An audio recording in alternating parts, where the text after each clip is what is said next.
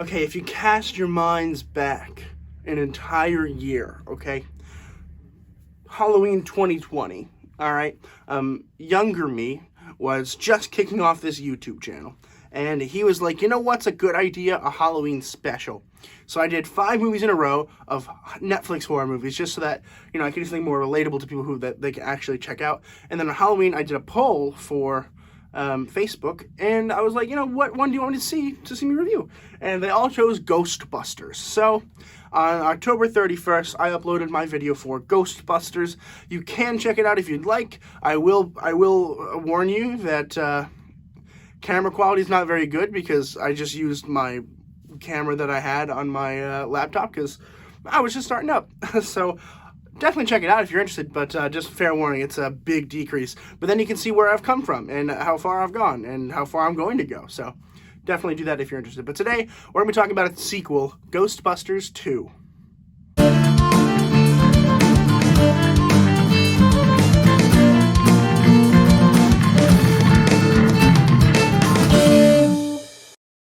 Ghostbusters 2 was released in 1989, and it was written by Harold Ramis and Dan Aykroyd, and directed by Ivan Reitman. Now, I should really say I don't hate this movie. It's going to sound like I do. I don't like it, that's for sure. Like, I really don't like it. I think it's not a good movie. But I don't hate it. Like, if somebody were like, hey, you want to watch Ghostbusters 2? I'd probably be like, no, but like, if you want to watch it with me, we could, like, I don't know, have a few drinks. Like, that's the kind of movie that it is. And a lot of that has to do with just the awkward feel of its pacing, I think. So we start out with the Ghostbusters, who are now a family entertainment group. So you can hire them for, like, kids' birthdays and stuff like that. And I thought that was genius. I loved that. I was like, that's really funny. That's really funny. LOL. I thought it was really good. I thought it was really, really funny. It didn't last very long, though, unfortunately. I honestly could have had a whole movie on that. It would have been fine. There's not enough movies about family entertainment groups. They're underrepresented. But I don't know, I feel like then from that point on, they were like, okay, we need to go back to Ghostbusters. And then they did. There's like, the general idea of the story is that there's a river of slime going under the city, and there's this painting of this dude who's like, I want to be free, and he wants to, like, wreak havoc on the city. And so they're basically just, like, juicing this portal thing to come out so then we can have big things in the air.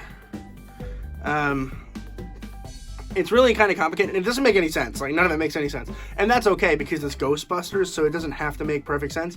But I was still confused, and I didn't like the feeling of being confused this time, right? Like, in the first one, where they're like, oh yeah, the electromagnetism of fluid, and the blah, blah, blah, blah, blah, blah. We're just like, what?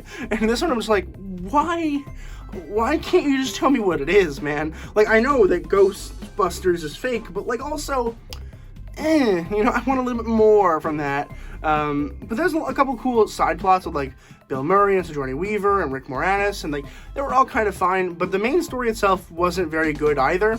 So it just felt like I was just, like, the whole time. It's definitely a movie, like, you don't have to physically be there to watch it, right? Like, you can put it on and, like, clean your bedroom and still get the same exact, like, message and the plot, everything. It's not a super tense and intimate film.